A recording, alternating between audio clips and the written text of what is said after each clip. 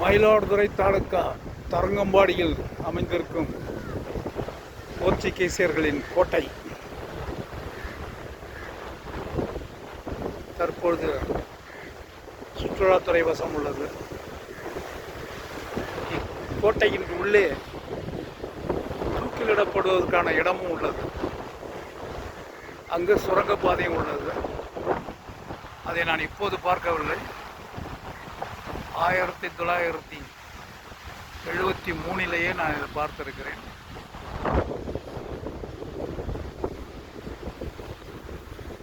இது ஒரு மிகப்பெரிய விளையாட்டு மைதானமாக இருந்தது. திமுக ஆட்சி காலத்தில் வெளியிலிருந்து வரும் நேர் பாதையை தடை செய்து புதிதாக ஒரு பாதையை போட்டு அமைத்திருக்கிறார்கள்.